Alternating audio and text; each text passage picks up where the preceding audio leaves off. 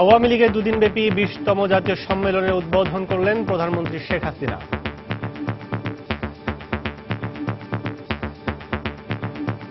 এই সম্মেলনের শুভ উদ্বোধন ঘোষণা করছি। বীমা কোম্পানির গড়িমসিতে চালু করা যাচ্ছে না আগুন লেগে বন্ধ হয়ে যাওয়া খুলনার একটি বেসরকারি পাটকল। দ্রুত সমস্যার সমাধানের আশ্বাস বস্ত্র ও পাট মন্ত্রণালয়। এবং মগবাজার মৌচাক মালিবাগ ফ্লাইওভারের নিচের রাস্তার এখনো বেহাল দশা, গাড়ির ধীর গতির কারণে দীর্ঘ যানজট, ড্রেনেজ ব্যবস্থা ভেঙে পড়ায় চরম দুর্ভোগে স্থানীয়রা।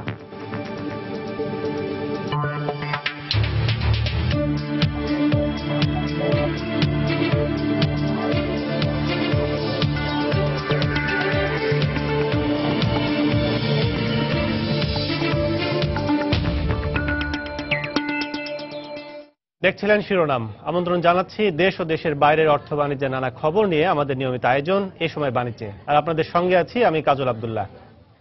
দর্শক, অর্থ বাণিজ্যের খবর জানানোর আগে জানিয়ে দেব আওয়ামী লীগের 20তম সম্মেলনের কিছু খবর। শুরু হয়েছে বাংলাদেশ আওয়ামী লীগের 2 দিনব্যাপী 20তম জাতীয় সম্মেলন। সকাল 10টায় রাজধানীর ঐতিহাসিক সোহরাওয়ার্দী উদ্যানে এ সম্মেলন উদ্বোধন করেন দলীয় সভাপতি ও প্রধানমন্ত্রী শেখ হাসিনা। জাতীয় সঙ্গীতের সাথে পতাকা উত্তোলনের মধ্য দিয়ে শুরু হয় দলটির সম্মেলনের কার্যক্রম। শান্তির প্রতীক পায়রা আর নানা রঙের বেলুন ওঠানো হয় আকাশে। সাংস্কৃতিক সম্পাদক আসাদুজ্জামান নূরের পরিচালনায় আলোর যাত্রা নামের নৃত্য অনুষ্ঠান শুরু হয়।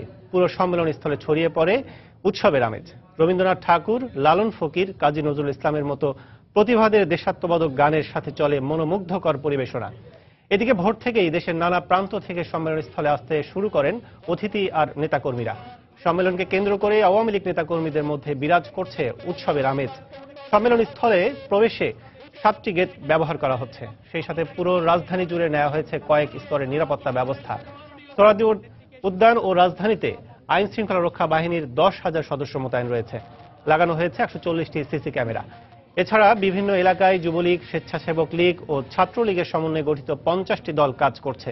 দলীয় সূত্রে সম্মেলনে 6,570 জন কাউন্সিলর অংশ নেবেন। এছাড়া ভারত, চীন, রাশিয়া, যুক্তরাষ্ট্র সহ 11টি দেশে বিভিন্ন দলের 55 জন প্রতিনিধি অতিথি হিসেবে যোগ দেবেন।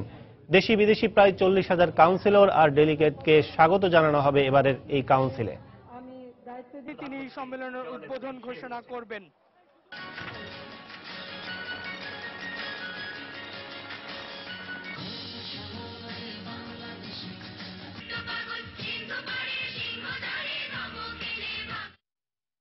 আওয়ামী লীগের জাতীয় সম্মেলনের খবর জানাতে এই মুহূর্তে রাজধানীর সোহরাওয়ার্দী উদ্যানে আছেন রিপোর্টার ইজাজ সৌমিক। সরাসরি চলে যাচ্ছি তার কাছে। সৌমিক, জাতীয় কাউন্সিল, সেই জাতীয় কাউন্সিল কিছুক্ষণ আগে কিন্তু মাননীয় প্রধানমন্ত্রী এবং আওয়ামী লীগের সভাপতি শেখ হাসিনা তিনি উদ্বোধন করেছেন। জাতীয় সঙ্গীতের মাধ্যমে জাতীয় পতাকা এবং দলীয় পতাকা উত্তোলনের মাধ্যমে এবং পরবর্তীতে শান্তির প্রতীক পায়রা, বেলুন দিয়ে এবং একই সঙ্গে সেই আওয়ামী লীগের যে 73টি সাংগঠনিক জেলা সভাপতি, সাধারণ সম্পাদক সব একযোগে জাতীয় পতাকা, দলীয় পতাকা উত্তোলনের মাধ্যমে কাউন্সিলের যে উদ্বোধনী যে অনুষ্ঠান সেটি কিন্তু শুরু হয়েছে। এবং পরবর্তীতে মাননীয় প্রধানমন্ত্রী তার সংক্ষিপ্ত ঘোষণায় 20তম জাতীয় কাউন্সিলের যে মৌখিক উদ্বোধন সেটিও করেছেন। এবং তার পরবর্তীতে পবিত্র ধর্মগ্রন্থ থেকে কিন্তু পাঠ করা হয়েছে। সেখানে পবিত্র আল কোরআন, গীতা, ত্রিপিটক এবং বাইবেল থেকে কিন্তু পাঠ করা হয়েছে। এবং তার পরবর্তীতে আওয়ামী লীগের দপ্তর সম্পাদক আব্দুল মান্নান খান তিনি আওয়ামী লীগের যত নেতাকর্মী রয়েছেন অর্থাৎ শীর্ষ পর্যায় থেকে তৃণমূল পর্যন্ত বিভিন্ন সময়ে 67 বছরের যত নেতাকর্মী রয়েছেন তাদের মৃত্যুতে এবং মুক্তিযুদ্ধের শহীদদের প্রতি শ্রদ্ধা জানিয়ে শোক প্রস্তাব আনা হয়েছে আওয়ামী লীগের পক্ষ থেকে। এবং পরবর্তীতে দাঁড়িয়ে 1 মিনিট নীরবতা পালন করা হয়েছে। এবং তার পরপরই দলের সঞ্চালক অর্থাৎ প্রচার ও প্রকাশনা সম্পাদক ডক্টর হাসান মাহমুদ তিনি ঘোষণা করেছেন যে সম্মেলন প্রস্তুতির যে উপপরিষদ, সেই উপপরিষদের যে সভাপতি, আওয়ামী লীগের সভাপতি মন্ডলী সদস্য এবং স্বাস্থ্যমন্ত্রী মোহাম্মদ নাসিম তিনি বক্তব্য দিচ্ছেন। এই মুহূর্তে কিন্তু তিনি বক্তব্য দিচ্ছেন, যেটি আমার সামনে দেখতে পাচ্ছেন। এবং আওয়ামী লীগের দলীয় প্রতীক নৌকার আদলে যে মঞ্চটি তৈরি করা হয়েছে সেটির দৈর্ঘ্য হচ্ছে 150 ফুট এবং প্রস্থ 84 85 ফুট সেই মঞ্চে আওয়ামী লীগের বর্তমান কার্যনির্বাহী কমিটি অর্থাৎ এখন পর্যন্ত যে কার্যনির্বাহী কমিটি কাজ করছে সেই কমিটির সব সদস্যরা সেখানে রয়েছেন এবং সেই মঞ্চে কার্যনির্বাহী কমিটির সদস্য 73 হলেও আরো কিছু মিলে সব মিলে 85 জন আওয়ামী লীগের নেতারা এই মঞ্চে উপস্থিত রয়েছেন, যেটির সভাপতিত্ব করছেন, এই অধিবেশনে সভাপতিত্ব করছেন দলের সভাপতি শেখ হাসিনা। দেখতে পাচ্ছেন যে আমার সামনে যে দলের সভাপতি ঠিক ডান পাশে রয়েছেন সৈয়দ আশরাফুল ইসলাম আওয়ামী লীগের সাধারণ সম্পাদক, এবং তারপরে রয়েছেন সভাপতি মণ্ডলীর সদস্য শেখ ফজল করিম সেলিম, মতিয়া চৌধুরী, পর্যায়ক্রমে ওবায়দুল কাদের, ইঞ্জিনিয়ার মোশাররফ হোসেন এবং সভাপতির ঠিক বাম পাশে রয়েছেন সংসদ উপনেতা এবং আওয়ামী লীগের সভাপতি মণ্ডলীর সদস্য সৈয়দা সাজদা চৌধুরী, কাজী জাফরুল্লাহ, নুহু আলম লেলিন, সতীশ চন্দ্র রায়। এর পরই কিন্তু সাধারণ সম্পাদক তার প্রতিবেদন পেশ করবেন এবং পরবর্তীতে অতিথিদের ভাষণ হবে এবং সবশেষে আওয়ামী লীগের সভাপতি শেখ হাসিনা তিনি কিন্তু এই বক্তব্য দিবেন এবং তার বক্তব্যের মধ্য দিয়ে কিন্তু যে প্রথম অধিবেশন সেটি শেষ হবে এবং পরবর্তীতে জেলার সভাপতি সহ অন্যান্য অতিথিরা কিন্তু বক্তব্য দিবেন এবং সবশেষে আজকের দিনের সবশেষে অর্থাৎ বিকেলের দিকে একটি মনোজ্ঞ সাংস্কৃতিক অনুষ্ঠান হবে। এরপরে পরবর্তীতে অর্থাৎ আগামীকাল আওয়ামী লীগের কাউন্সিলরদের নিয়ে একটি রুদ্ধদ্বার বৈঠক হবে এবং সেই বৈঠকের মাধ্যমে পরবর্তী 3 বছরের জন্য আওয়ামী লীগের সভাপতি, সাধারণ সম্পাদক সহ কার্যনির্বাহী কমিটিতে কারা আসছেন সেটি কিন্তু দিন শেষে জানা যাবে। তো এই ছিল কাউন্সিল থেকে আমার কাছে সবশেষ খবর। Now, I request Bangladesh Awami League to read his report as General Secretary of Bangladesh Awami League.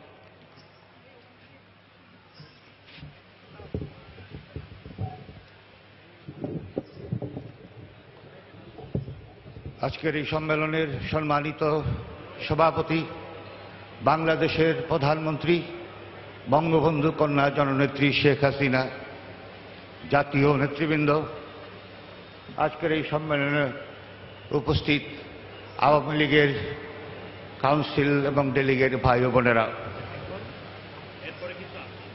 এখানে আপনার যে আমাদের যে সম্পাদকের যে রিপোর্ট সে বই আকারে প্রকাশ করা হয়েছে।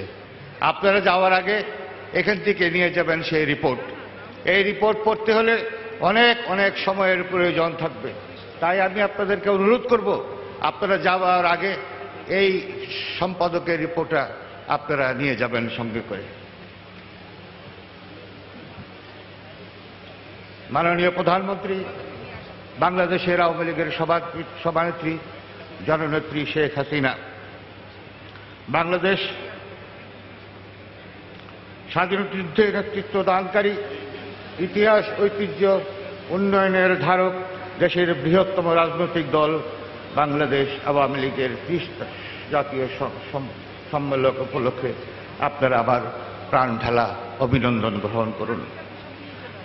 বাংলাদেশ আওয়ামী লীগের জাতীয় কাউন্সিলের আমি শ্রদ্ধানব চিত্তে স্মরণ করছি আওয়ামী লীগের অন্যতম প্রতিষ্ঠাতা, 1000 বছরের শ্রেষ্ঠ বাঙালি, স্বাধীন বাংলাদেশের প্রতিষ্ঠাতা, মানুষের অধিকার আদায়ের বলিষ্ঠ কণ্ঠস্বর, বাঙালির প্রতিবাদের প্রেরণা উৎস, জাতির বঙ্গবন্ধু শেখ মুজিবুর রহমান।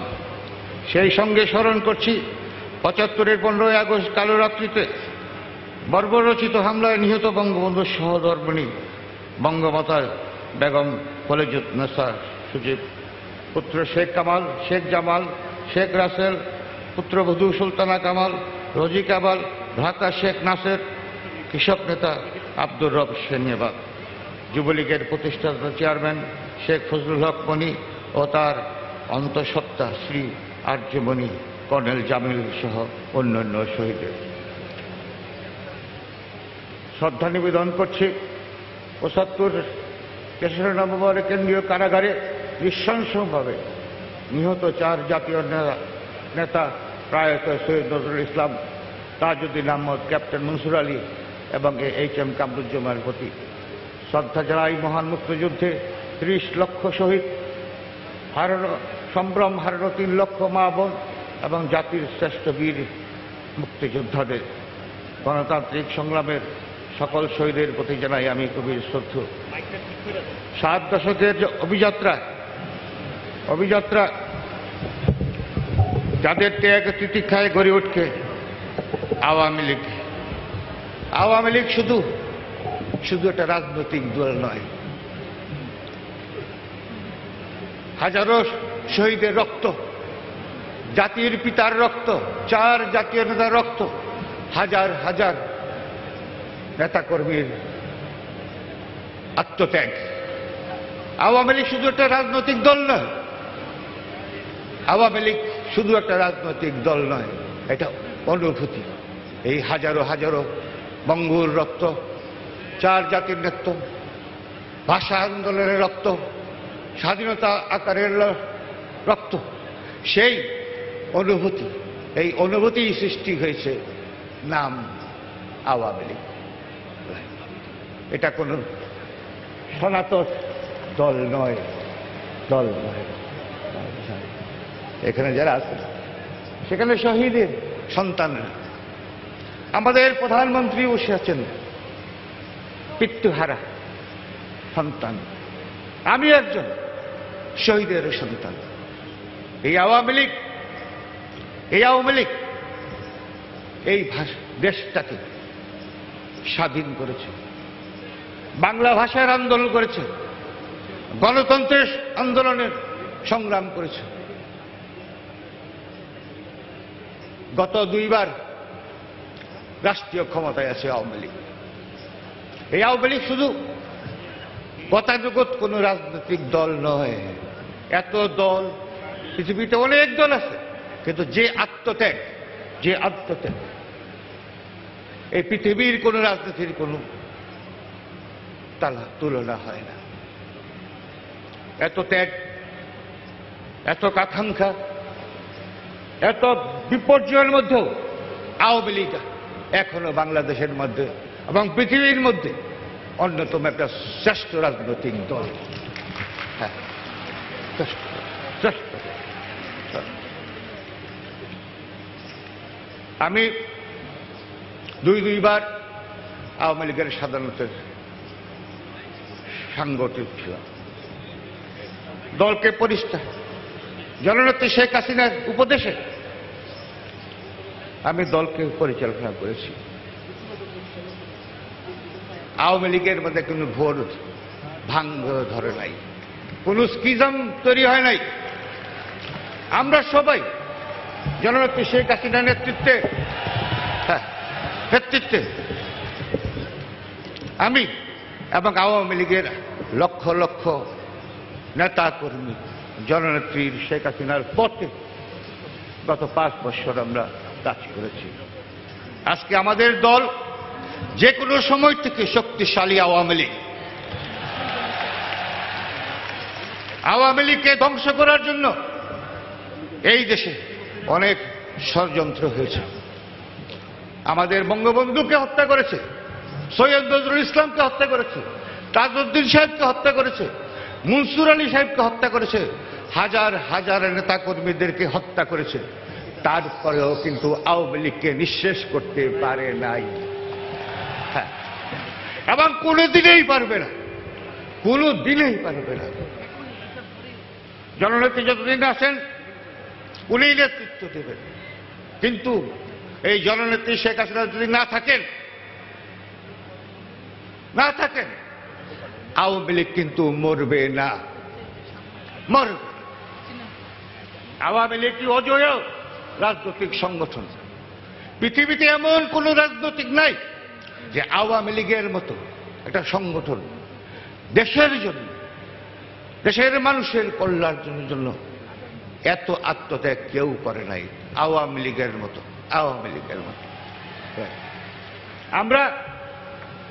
আমরা সেই রক্তের উত্তরাধিকারী, আপনারাও সেই রক্তের উত্তরাধিকারী।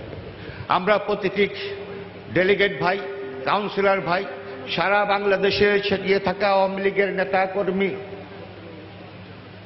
সেই রক্তের উত্তরাসী। আমরা, আমাদের রক্ত খাঁটি, আমাদের রক্ত পরীক্ষিত। আমি আওয়ামী লীগ তো আওয়ামী লীগ। আমি একটা দল কোনোদিনই ভাবি নাই।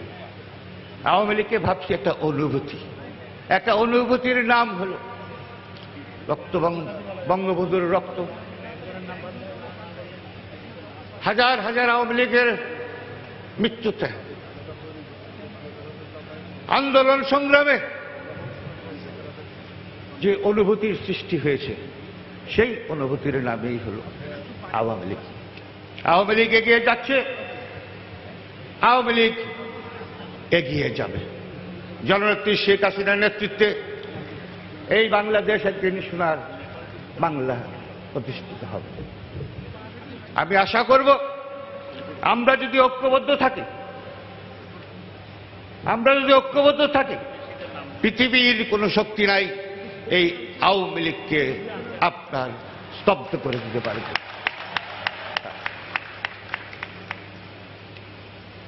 প্রিয় ভাই ও বোনেরা, আওয়ামী লীগের আমি সন্তান। আওয়ামী লীগের ঘরে আমার জন্ম। যখন আওয়ামী লীগ যখন ব্যথা পায়, তখন আমারও কিন্তু হৃদয়ে ব্যথা লাগে। আওয়ামী লীগের একটা কর্মীর যদি ব্যথা পায়, সেই ব্যথা আমি উঠতে পারি। কিভাবে আমি উঠতে পারি? কারণ আপনারা যারা এখানে আসেন, আমার রক্ত, আপনার রক্ত, আমি সেই একই রক্ত। কোনো দ্বিধা নাই, কোনো বিভক্তি নাই। আজকের এই সম্মেলন একটা ঐতিহাসিক সম্মেলন, যুগান্তকারী সিদ্ধান্ত গ্রহণ করে জননেত্রী শেখ হাসিনার নেতৃত্বে দেশ এগিয়ে যাচ্ছে। জননেত্রী শেখ হাসিনার নেতৃত্বে আওয়ামী লীগ এগিয়ে যাচ্ছে। আসুন আমরা সবাই ঐক্যবদ্ধ হই। একটাই প্রাণের যে স্পন্দন, সেই স্পন্দন হল বঙ্গবন্ধু। তাকে আজকে এই স্মরণ করি। এই কারণে স্মরণের উদ্দেশ্য হল আপনাদের কাছে একটা বক্তব্য রাখা। আসুন আমরা বঙ্গবন্ধুর আওয়ামী লীগকে আরো শক্তিশালী আরো করি। সবাইকে ধন্যবাদ। জয় বাংলা, জয় বঙ্গবন্ধু।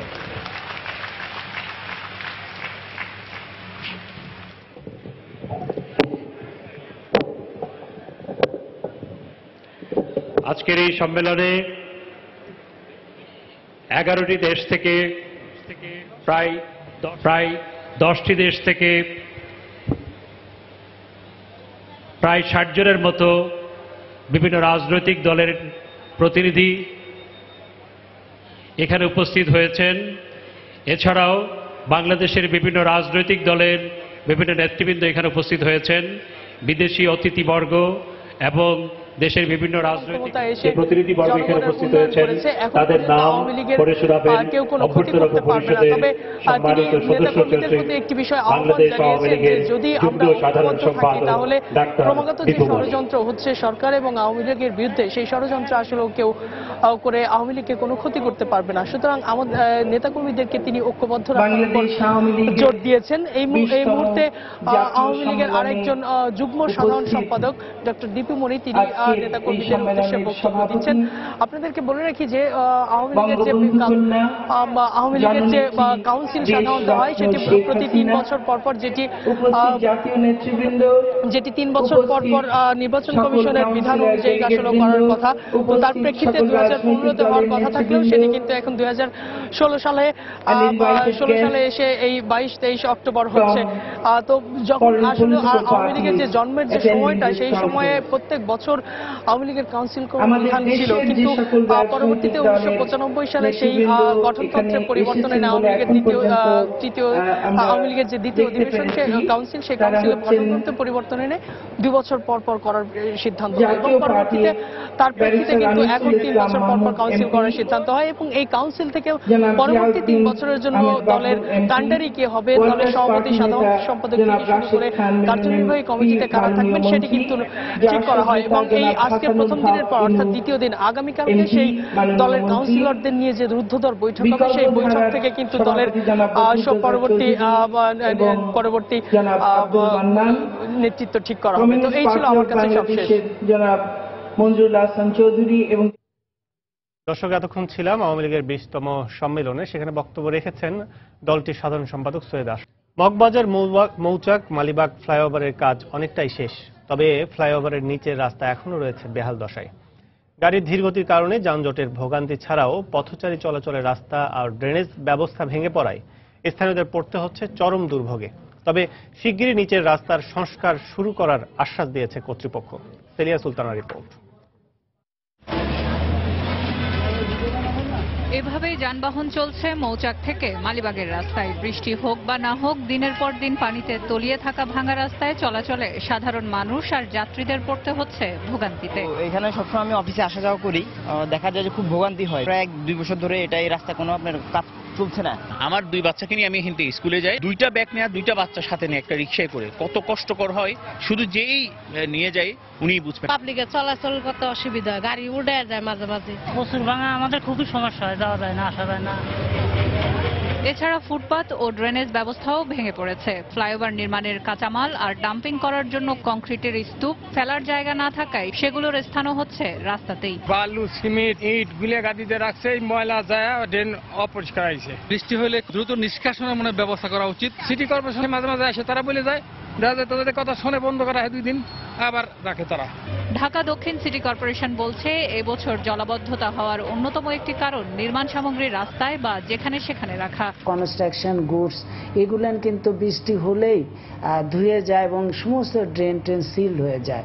এছাড়া পানি যাওয়ার যে সমস্ত রাস্তা রয়েছে সেগুলো খুব ন্যারো হয়ে গেছে। যে সমস্ত সংস্থা রয়েছে তাদের সঙ্গেও আমাদের কথা হয়েছে। আমরা আশা করছি যে আগামী বছরে জলাবদ্ধতা অনেক কমে যায়। আর মগবাজার মৌচাক মালিবাগ ফ্লাইওভার নির্মাণের দায়িত্বে থাকা কনস্ট্রাকশন কোম্পানি বলছে, আগামী সপ্তাহ থেকে ফ্লাইওভারের নিচের রাস্তার সংস্কার কাজ শুরু করা হবে। আমরা আগামী সপ্তাহ থেকে রাস্তার কাজ, ডেভেলপমেন্টের কাজ শুরু করব এবং আশা করি এই মাসের শেষের মধ্যে আমরা অ্যাসফাল্ট করে মগবাজার থেকে মৌচাক থেকে বাংলা মোটর পর্যন্ত মজার মোটর একটা পর্যায়ে নিয়ে যাব। একই সাথে ফ্লাইওভারের যে অংশের কাজ এখনো অসম্পূর্ণ আছে তা সহ আগামী জুন জুলাইয়ের মধ্যে সম্পূর্ণ ফ্লাইওভারের নির্মাণ কাজ শেষ হবে বলেও জানান তিনি। সেলিয়া সুলতানা, সময় সংবাদ, ঢাকা। শুধুমাত্র বীমা কোম্পানির গড়িমসিতে চালু হতে পারছে না আগুন লেগে বন্ধ হয়ে যাওয়া খুলনা অঞ্চলে একটি বেসরকারি পাটকল। প্রতিষ্ঠানটি বলছে, বীমা করানোর ক্ষেত্রে যতটা উৎসাহী, দাবি মেটানোর ব্যাপারে ঠিক ততটাই উদাসীন ইন্স্যুরেন্স কোম্পানিগুলো। যদিও বীমা খাত নিয়ে অসন্তোষ জানিয়ে দ্রুতই সমস্যাটি নিষ্পত্তির আশ্বাস দিয়েছে বস্ত্র ও পাট মন্ত্রণালয়। তবে আর্থিক খাত বিশেষজ্ঞরা বলছেন, পদ্ধতিগত সংস্কার ছাড়া দীর্ঘমেয়াদে এ খাতের উন্নয়ন অসম্ভব। জোয়ার ফয়সালের রিপোর্ট। আমার এলাকার একটা দোকানে আগুন লাগে বসে, তার ইন্স্যুরেন্স করা, সেই ইন্স্যুরেন্স টাকা তুলতে আমি হুইপ থাকা অবস্থায় সেই কোম্পানির সাথে 4 বার সিটিং করার পরেও কিন্তু তার টাকা কিন্তু অর্ধেক উঠছে আর অর্ধেক দেয় নাই। প্রতিমন্ত্রীর এমন বক্তব্য থেকে স্পষ্ট, খোদ সরকারও অপারগ বীমা খাতের জট খুলতে। একইভাবে অগ্নিকাণ্ডে ক্ষতিগ্রস্ত হয়ে অনির্দিষ্টকালের জন্য বন্ধ হয়ে গেছে খুলনার দিঘলিয়ার জুট টেক্সটাইল মিলের 1 নম্বর ইউনিট, যেখানে দৈনিক 30 টনের মতো পাট ও পাটজাত পণ্য উৎপাদিত হতো। চালুর মাত্র 5 দিনের মাথায় দুর্ঘটনায় একেবারেই নষ্ট হয়ে যায় প্রতিষ্ঠানটির বিপুল সংখ্যক মেশিনারিজ আর গুদামজাত পাট। এর মধ্যেই ফায়ার সার্ভিস আর পুলিশ ক্লিয়ারেন্স পেলেও 3 কোটি টাকা মূল্যের রফতানিযোগ্য পাট আর যন্ত্রাংশের বীমা দাবি বুঝে পায়নি প্রতিষ্ঠানটি। যখন ওরা ইন্স্যুরেন্স করতে আসে তখন আমরা যেভাবে তারা আমাদের দিকে আগায় আসে, যখন একটা দুর্ঘটনা ঘটে তখন আমাদেরকে উল্টা বিভিন্ন রকমের ভিকটিম মতো আমরা দাঁড়ে ঘুরতে হয়। তারা এমন সব শর্ত দেয়, এত বড় একটা লিঙ্গার প্রসেস যে ততদিন যদি আমি বসে থাকি ভালো একটা সাফারিং এবং আমি 100% শ্রমিককে ডিপ্লয় দিতে পারবো না।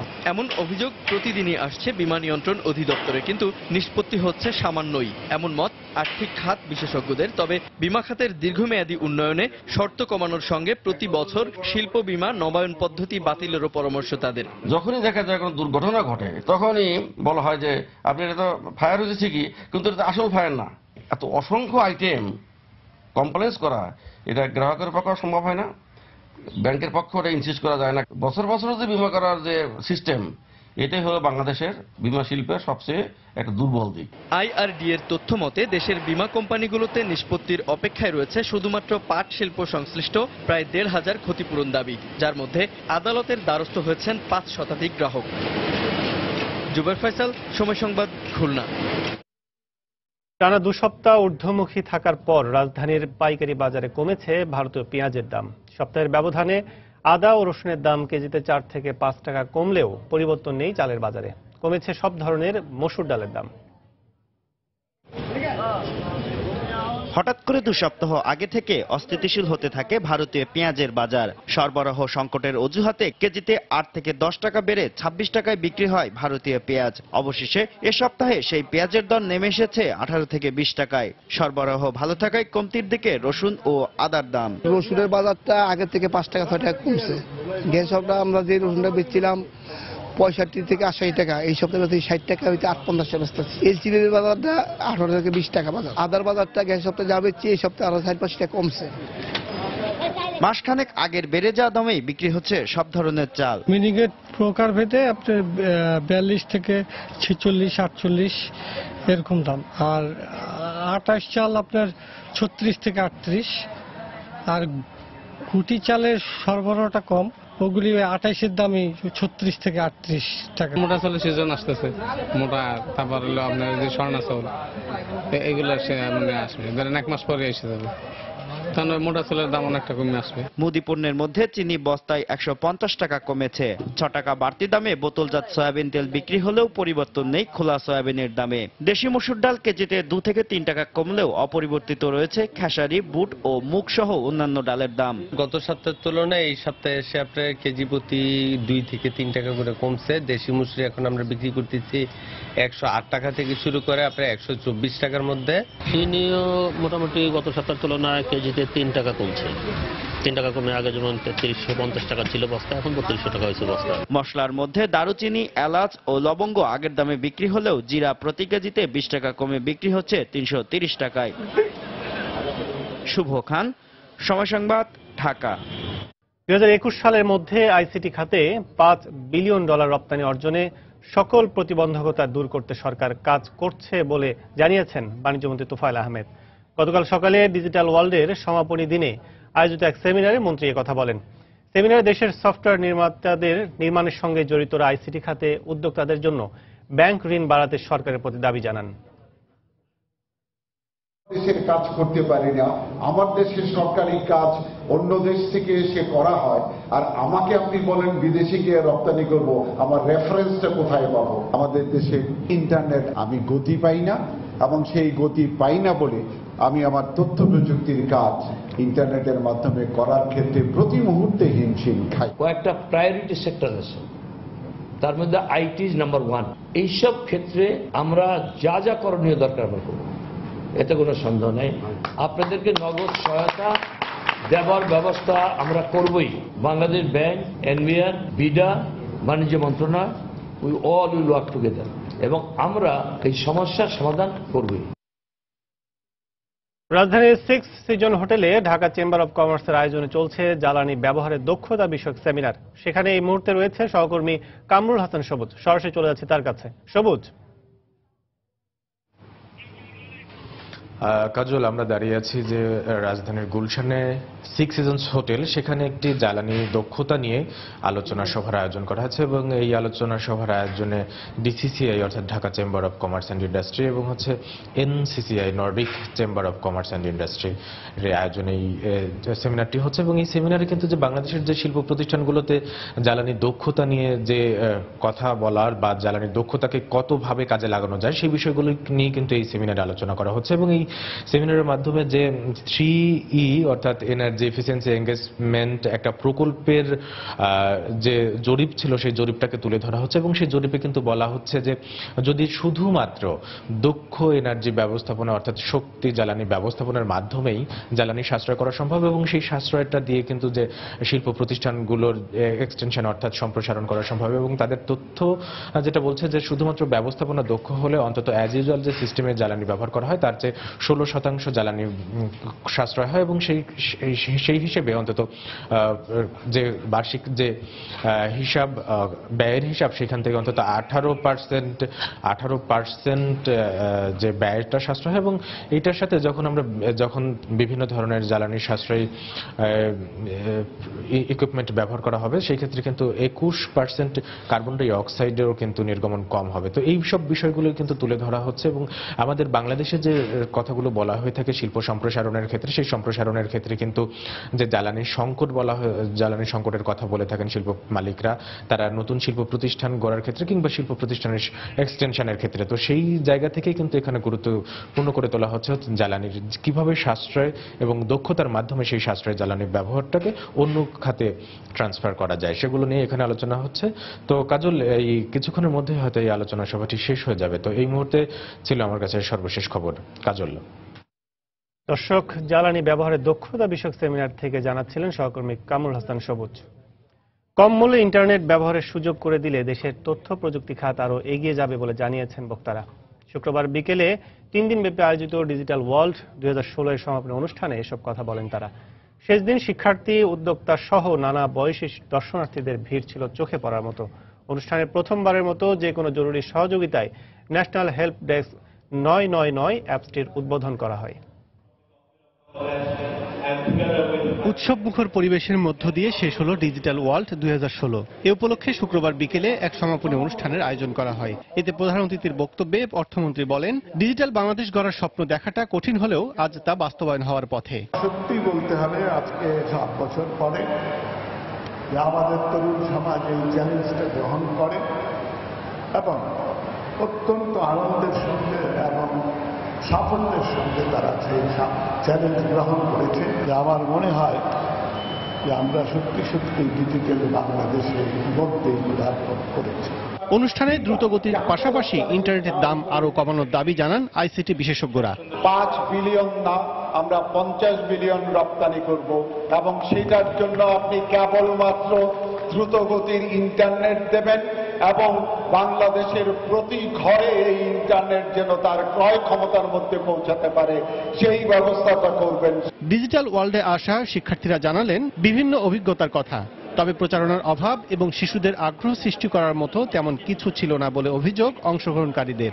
মিনিস্ট্রির তথ্যগুলো এগুলো পেয়েছি, এবার আইসিটি সম্পর্কে ভালো একটা ধারণা হয়েছে আমার। মানুষের মধ্যে আসলে ডিজিটালাইজেশন নিয়ে, কমিউনিকেশন নিয়ে, সফটওয়্যার নিয়ে যথেষ্ট আগ্রহ যে আছে সেটা আসলে এই মেলায় তার প্রতিফলন দেখা যাচ্ছে। এবারের যে আয়োজনটা এবং লুকটা, ভ্যানু সবকিছু মিলিয়ে ইন্টারন্যাশনাল একটা লুক আমরা পাচ্ছি। শিক্ষার জন্য এখানে আমরা যদি এখনই তাদের টেকনোলজির প্রতি আগ্রহী করতে পারি, তাহলে আমাদের নেক্সট জেনারেশন এই জিনিসগুলো শেখার জন্য তাদের একটা কিউরিওসিটি কাজ করবে। এ খাতের সঙ্গে দেশের তরুণদের পরিচিতি ও আগ্রহ বাড়াতে এমন আয়োজনের সময় বাড়ানোর দাবি সংশ্লিষ্টদের। এই মেলাটা 3 দিন অনেক ছোট হয়ে গেছে, এই মেলাটা হওয়া উচিত হচ্ছে 10 দিনের, বিকজ এখানে শিখতে আসে, মানুষ জানতে আসে। যেহেতু আমরা ERP নিয়েও কাজ করছি, সেহেতু এরকম কিছু সফিস্টিকেটেড যারা অ্যাকচুয়ালি রেসপন্সিবল পারসন তাদেরকে যদি ইনভাইট করা যেত, তারা যদি স্টল ভিজিট করতো সামহাও কোনো একটা সময়ে, দেন আমরা আমাদের সলিউশনগুলো শোকেস করতে পারতাম। চতুর্থবারের মতো এই আয়োজনে অনলাইনে নিবন্ধনকৃত দর্শনার্থীর সংখ্যা 1 লাখেরও বেশি, আর শেষ দিন ছিল দর্শনার্থীদের উপচে পড়া ভিড়। কাজল আব্দুল্লাহ, সময় সংবাদ, ঢাকা।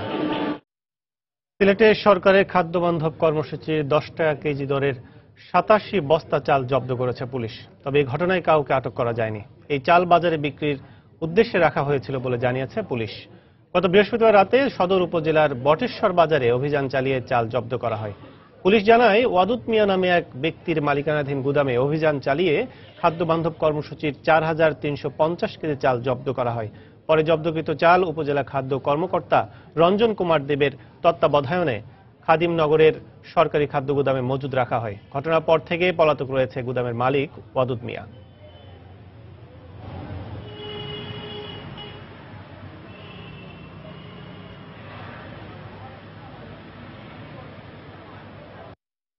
গরিবের হক এগুলা আইনা বিক্রি করছে যে ডিলার, যেটা ডিলার দেওয়া হয়েছে সরকারের, যেটা ডিলার দিছে, যেটা নিয়ে বিক্রি করছে, সম্পূর্ণ দূষর। ওয়াদুদ সাহেবের গুদাম থেকে এটা নেওয়া হয়েছে এবং সে এটা মজুদ রেখেছিল বিক্রির উদ্দেশ্যে। আমরা গোপন সভা বিক্রির খবর পেয়ে আমি এবং আমার এসি সাহেব এবং টিউনো মহোদয়ের সমন্বয়ে আমরা গেছি ওখানে এবং দোকানের তালা ভেঙে আমরা ওটা রিকভারি করেছি। দেখছেন এ সময় বাণিজ্য। প্রফেশনাল হিউম্যান রিসার্চ শিরোনামে নতুন একটি কোর্স চালু করল ঢাকা বিশ্ববিদ্যালয়ের বিজনেস ফ্যাকাল্টির ম্যানেজমেন্ট ডিপার্টমেন্ট। শুক্রবার সন্ধ্যায় ঢাকা বিশ্ববিদ্যালয়ের বিজনেস ফ্যাকাল্টির সেমিনার রুমে এ উপলক্ষে এক আলোচনা সভার আয়োজন করা হয়। 2 বছর মেয়াদী সান্ধ্যকালীন এই স্নাতকোত্তর কোর্সে ভর্তি হতে পারবেন ডিগ্রি পাস এবং অনার্সের যে কোনো বিষয়ের শিক্ষার্থীরা। তবে থাকতে হবে 2 বছরের যে কোনো কাজের অভিজ্ঞতা। ডক্টর সিরাজুল ইসলামের সভাপতিত্বে অনুষ্ঠানে উপস্থিত ছিলেন ম্যানেজমেন্ট বিভাগের প্রধান আলী আক্কাস, আইএফআইসি ব্যাংকের উপব্যবস্থাপনা পরিচালক হাইকুল হাশমি, তাহসিন জাকারিয়া সহ ফ্যাকাল্টির ঊর্ধ্বতন কর্মকর্তারা।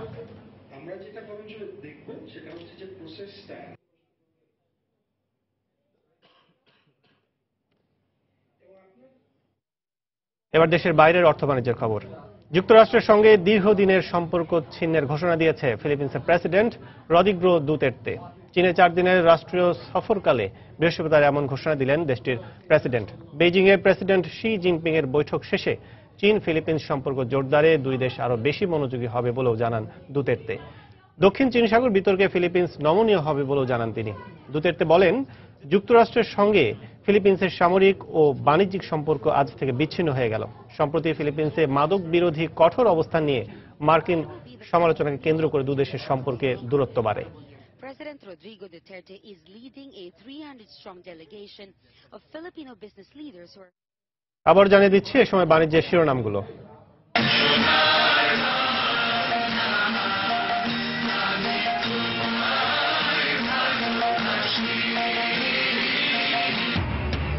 আওয়ামী লীগের 2 দিনব্যাপী 20তম জাতীয় সম্মেলনের উদ্বোধন করলেন প্রধানমন্ত্রী শেখ হাসিনা।